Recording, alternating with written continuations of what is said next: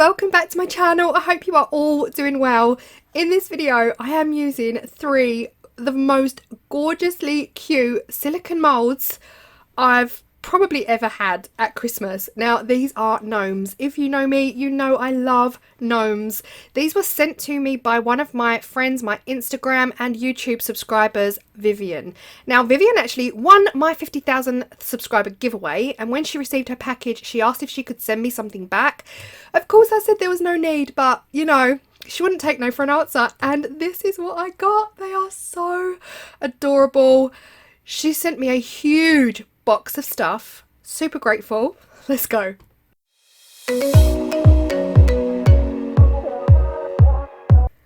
So like I just said, these were sent to me by Vivienne. Now they have been used, but I have to say they do not look it. Vivienne kind of said she's got so much stuff that she just doesn't use anymore, and she knew I'd love it. So I didn't know until I received it that it was gnomes, and yeah, she knows me too well. She also sent me glitters, mica powders, pigments, another gnome mould, some Halloween moulds. Blown away, truly. So I'm going to be using these Deco Color premium paint pens. They are my favourite go-to pens. I'll link them below. I got them off Amazon. Now if they're still on Amazon I will link them below. But yeah, originally my friend in Mike sent me one over from New York because we could not get them in this country. If they're still available, I will definitely link them below. I decided to try this out because I don't believe I've done this before, where I use my permanent markers in moulds, but I have been reliably informed they work beautifully. So I'm highlighting all of the raised areas in two of the moulds, and then in one of the moulds I'm just not doing anything. I'm just gonna pour it blank and see what it comes out like and what I can then colour once it's demolded, if that makes sense. But yeah, a little bit of left-handed action here guys, because the light was fading and my hand was casting a shadow over the mould, so I had to yeah, go in with my left hand. But it's all good. I'm quite comfortable using my left hand with some things, and I'm just loving, to me it feels like the area that I'm actually painting on has got a texture on it. So what I'll do, I'll talk to Vivienne and I'll find out where she got these moulds so that I can put that link in the description box below. Usually I would show you a mould that I've purchased, I know where it comes from, I know how much it was, I'll link it, but I do not know at this stage where these moulds originated from. I don't know where they originated from, so I am gonna ask Vivienne exactly where she got them, so if you guys want them then I will link them below. But yeah, this was taking a long while. I decided to change it out for my fat tip pen because oh wow, what a difference the fat tip made. It's so much easier. But I went through and I highlighted all of the raised areas, and now I'm gonna just speed it up for you because no one wants to sit through this in real time. And here you see me finishing off the hat, trying really hard not to get the pen on the sides of the mould. I figured it wouldn't really matter anyway, but I did notice that I dropped some gold pen into the nose. My intention was to go in and clean it up afterwards, but completely forgot. But that's me pretty much all over, isn't it? Let's be honest. But so far I'm loving it. Here are all three together. I did this one off camera. I am loving that little gingerbread man. I think it's so cute. I'm going to leave the one in the middle. I'm going to just pour the resin and then highlight after demold. I just want to see the difference and what it looks like. I'm using the same resin that I used in the last video, which I will link here if you have not seen it. This is the 1:1 by Vista. I'm also using my White Opaque from Resin A. I am out of this. I'm going to need some more very soon because I've probably not got many projects left in it. But all I'm doing, because these are so detailed, I'm actually only pouring a little bit of resin into each mould because I can see so many potential air pockets, so many little nooks and crannies that I just want to make sure that I don't get air bubbles. Guaranteed I'm going to get them. Obviously this is VoiceOver Claire, so VoiceOver Claire knows we got air bubbles, but I'm going to do my utmost to prevent that.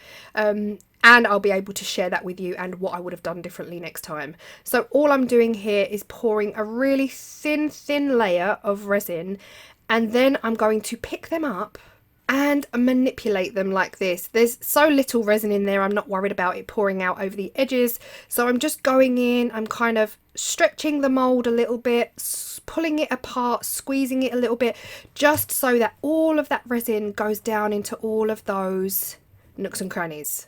I'm hoping I'm making sense. You don't have to do this. You could put them on a heat mat. You could do all of the different methods to get rid of air pockets.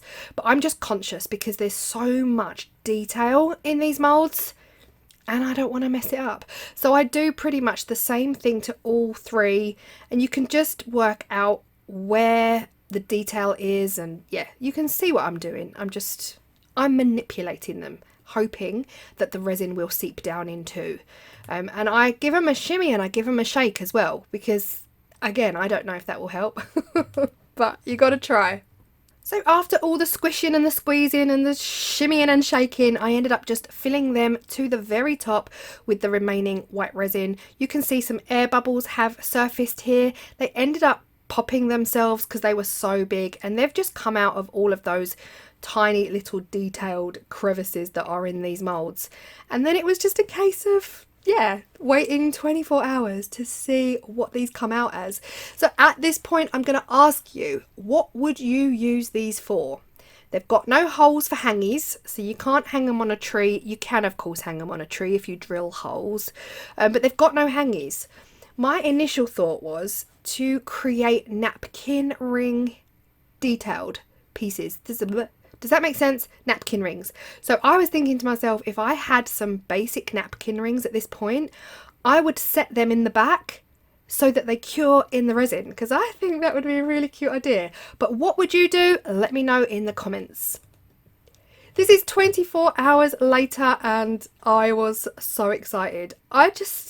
Something about gnomes, you know, anything to do with gnomes, I am there. This is the first one. And I loved it. I absolutely loved it. I did let out quite a squeal when I demolded this when I was on my own, but this is voiceover Claire, so I'm trying to be a little bit more contained. I'm loving the detail. You can see where I accidentally dripped the pen in the nose. Completely forgot to clean it up. Love it. The texture in the hat and the texture in the hands and the rattle, you can just see it. It's crazy. It's almost like a fabric look right here. It looks like corduroy, like a corduroy fabric. Oh my gosh, loved it. And this one was it was just my absolute favourite. My favourite by far was the one with the stripy hat. And now I'm already thinking, what else can I do with these? I could make a garland. Oh my gosh, they'd look so good on a garland. Also, I could actually use red glitter in these. I think if I did red pen on the areas that I put gold, or white pen, then I could go in with red glitter afterwards. I think it'd look gorgeous. This one, very underwhelming. I think it was an error not adding the pen at the beginning, but I wanted to see what it would look like adding the pen after the fact. Of course, realizing that it absolutely does not work. I figured I would highlight the hat and around the whole piece, like you see me doing here, and I can see huge air bubble chunks out of the side of this one. So there's definitely room for improvement. Need to get right down into those edges with a silicone tool to dislodge any air bubbles that are sitting there. But after I went around the whole piece, I thought, well, this doesn't look right. I guess it's the dimensions, isn't it? I'm now highlighting all of the wrong areas. It really needs to be highlighted prior to demold. Do you know what I mean? Prior to pouring the resin. And yeah, I couldn't stop at this point. I thought, well, do you know what? Just highlight all of the raised edges, see what it looks like. It didn't work. It did not work. The hat looks cool, the nose looks cool, but then as soon as I started doing the present, I thought that doesn't look right. It doesn't even look like a present at this point. So, but that's a lesson learned to me, and it just helps me understand the mould better, and it helps me understand what I would do next time, what I would do differently next time. Yeah, you can't work it out. You can't see that there's a present there. So definitely would change that next time. I will be using these again without a doubt. I love them. I need to highlight the raised areas of the mould before I pour the resin. So yeah, I'm excited. I might try silver as well, because I think silver and white, as you would have seen in my last video, stunning combination. Absolutely stunning. Let me know your thoughts.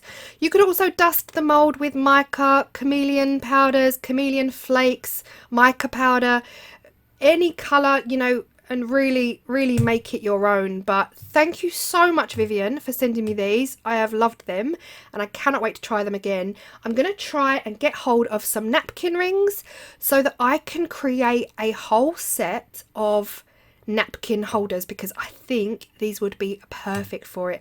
Let me know what you think down in the comment section down below. Huge thank you to Vivienne, and yeah, I hope you've loved it. I really hope you've enjoyed it. Gnomes and me, we are besties. We are besties at this time of year. I'll see you all in the next video, which is gonna be an exciting one. I just hope you love it as much as me. Bye.